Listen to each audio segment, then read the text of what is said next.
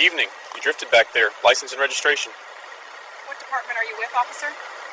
County Task Force. Just watch your lane going forward. Which county?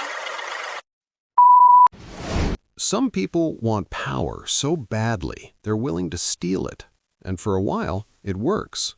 People move out of the way. People listen. People obey. But stolen power has a shelf life, and when it expires fast.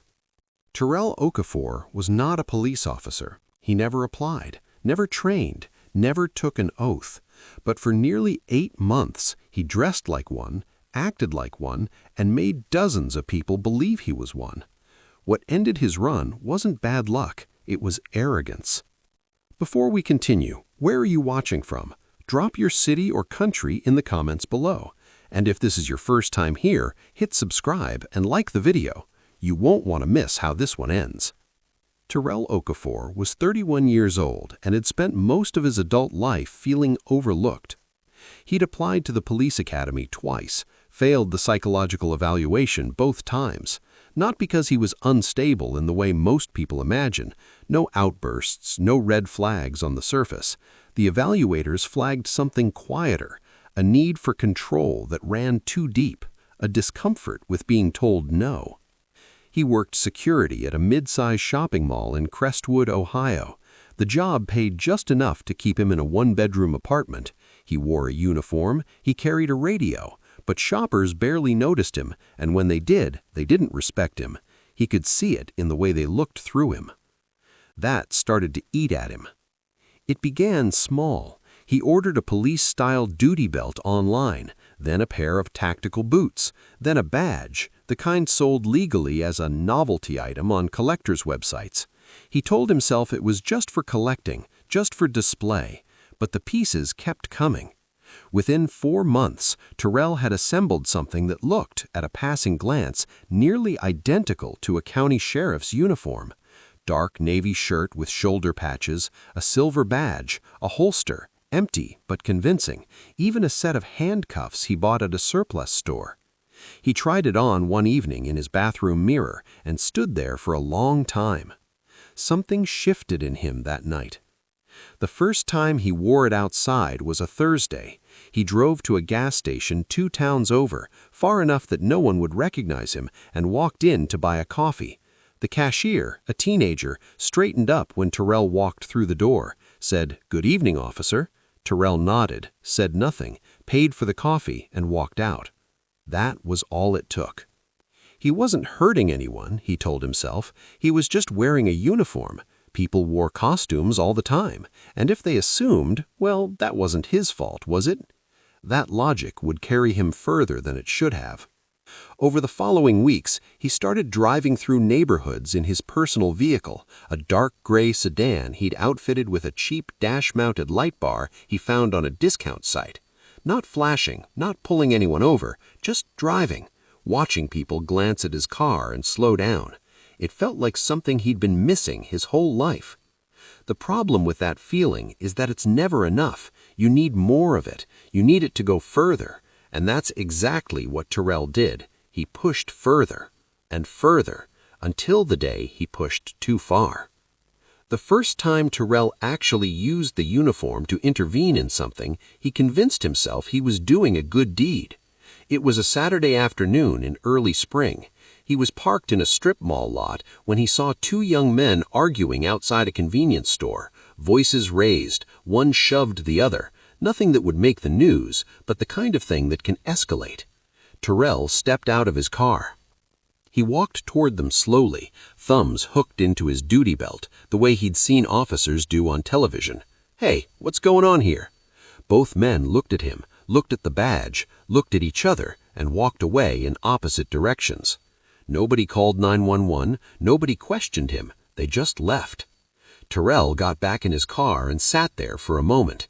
His hands were steady, his breathing was calm. He felt completely in control. That moment became a template. Over the following weeks, he repeated versions of it. He'd position himself near gas stations, parking lots, fast food drive-thrus late at night, places where small conflicts happened and real officers rarely showed up quickly. He'd step in, flash the badge, use a firm voice, and people would comply. Word didn't spread because no one had reason to compare notes. Each encounter was isolated. Each person walked away thinking they'd briefly interacted with a county officer who happened to be nearby. Terrell grew more confident. Too confident. He started introducing himself. Officer Okafor, he'd say. Calm, practiced. He'd ask for names, write things down in a small notebook he kept in his breast pocket. He looked the part well enough that no one pushed back. But there were close calls he didn't register as warnings. Once, a woman asked which precinct he was assigned to. He gave a vague answer about being on a county task force and changed the subject. She seemed satisfied. He wasn't rattled. He was energized. He'd handled it. Another time, a man asked to see his full credentials. Terrell told him he was off duty and didn't have his ID card on him. The man grumbled but didn't press it. Terrell drove away thinking he was untouchable. He wasn't building a life of crime in the traditional sense. He wasn't stealing. He wasn't hurting anyone physically. But he was committing a serious felony every single time he put on that uniform, and the law doesn't care about your intentions.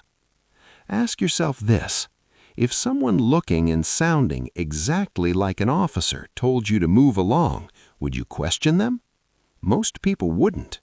That's exactly what Terrell counted on. And for a while, it was enough. Then he decided it wasn't.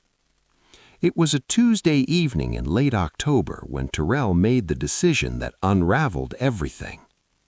He'd been driving his usual route, a stretch of county road that ran between two small towns, lightly trafficked after 7 p.m. He had the dash light on low, not flashing, just glowing, enough to make his car look official from a distance. A silver Honda pulled out of a side road ahead of him and drifted slightly over the center line before correcting. It wasn't dramatic. Most drivers do it at least once on any given trip.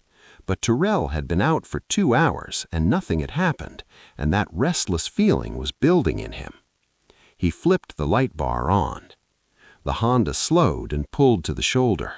Terrell parked behind it, took a breath, and stepped out. What he didn't know, couldn't have known, was that the driver was a woman named Priscilla Adeyemi, 44 years old, a former paralegal who now ran a small nonprofit in the county. She had spent years working alongside public defenders. She knew what a legitimate traffic stop looked and sounded like, and almost immediately something felt off to her. Terrell approached the window. "Evening, you drifted back there. License and registration."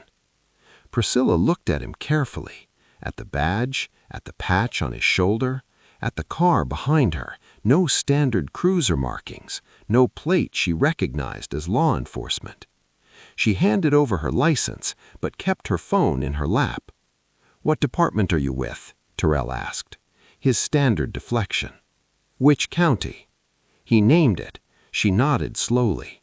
But while he looked at her license, she opened her phone under the edge of her door and typed a quick message to her cousin, a name, a description, and 4 words: "Something isn't right here."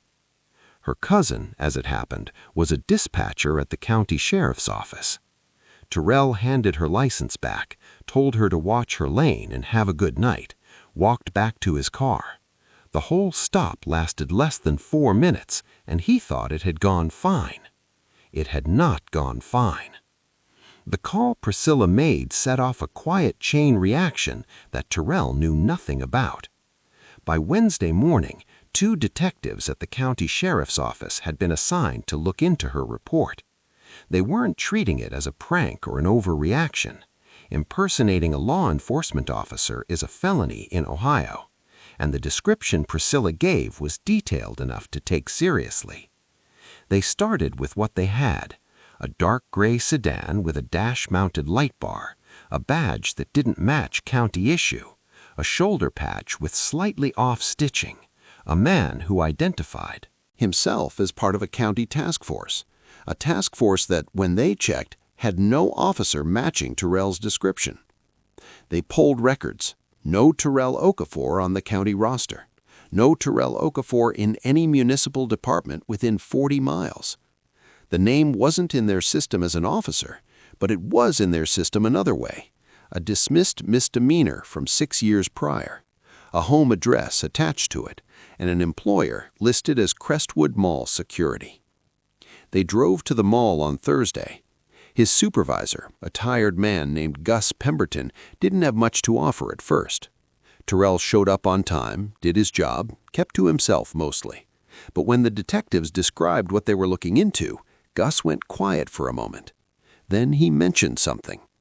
A few months back, a coworker had seen Terrell loading what looked like a uniform bag into his car after a shift, mentioned it once, and then forgot about it. Gus had forgotten about it too, until right now. That was enough to move forward. The detectives pulled traffic camera footage from the county road where Priscilla had been stopped. It took most of Friday, but they found it. 11 seconds of grainy footage showing a dark gray sedan with a light bar pulling behind a silver Honda on the shoulder. They ran the partial plate. It came back to a 2019 Nissan Altima registered to Terrell Okafor, 34 Birchfield Lane, Crestwood. They didn't move immediately. They watched first. A detective drove past his apartment building twice over the weekend and spotted the Altima in the lot, and on the second pass, noticed the faint outline of a magnetic light bar mount on the dashboard, visible through the windshield. They applied for a warrant. It was approved by Monday morning. While all of this was happening, Terrell had no idea. He worked his regular mall shift over the weekend, he drove home, he ate dinner, he probably slept fine. He was making plans to go out again Wednesday night. He never got the chance. The arrest happened on a Tuesday morning at 7:42 a.m. 4 sheriff's deputies and both detectives pulled into the parking lot of Terrell's apartment building before he left for work. They knocked, he answered the door in his regular clothes, coffee in hand, and for a brief moment just stared at the badges in front of him, real ones. He didn't run, didn't argue, just set the coffee down on the small table near the door and put his hands out. Inside the apartment, the search warrant gave them access to everything. What they found was more extensive than even they had anticipated. The full uniform hung neatly in his closet, pressed and organized. 3 different badge variations, 2 sets of handcuffs, the duty belt, the shoulder patches, a notebook filled with names, dates, and locations, a personal log of every encounter he'd had over 8 months. 23 entries, 23 separate incidents where Terrell had presented himself as a law enforcement officer to real people who had no reason to doubt him. The detectives stood in that closet for a long moment and said nothing. At the station, Terrell was cooperative in the way people are when they know the walls have fully closed in. He answered questions. He didn't fabricate elaborate excuses. He said more than once that he hadn't meant to hurt anyone, that he'd never used a weapon, that every situation he'd intervened in had ended peacefully. The prosecutor's office didn't find that comforting. He was charged with impersonating a peace officer, a 4th-degree felony under Ohio law, along with additional counts tied to specific incidents in the notebook where he had detained individuals or demanded identification. Those charges carried real weight. Priscilla Ediemi was contacted and asked if she'd be willing to provide a statement. She was. She showed up to the courthouse in a gray blazer and sat in a wooden chair and told exactly what she remembered, clearly and without hesitation. She said she hadn't been afraid during the stop. She'd been suspicious, and she trusted that instinct. That instinct is the reason Terrell was sitting at a defendant's table instead of still driving county roads on Tuesday nights. At sentencing, the judge noted the duration and the calculated nature of the deception. Terrell received 18 months in a state correctional facility, followed by 2 years of supervised probation. His log, the notebook, was entered into evidence and sealed. The mall quietly updated its background screening process. and Priscilla went back to running her nonprofit. Some people spend their whole lives chasing authority they were never given, and the truth is, real authority doesn't come from a badge you bought online. It never did. What would you have done if you were Priscilla that night on the shoulder of that road? Would you have trusted that instinct or talked yourself out of it? If this story stayed with you, like the video, leave a comment and subscribe. There are more stories like this one waiting for you.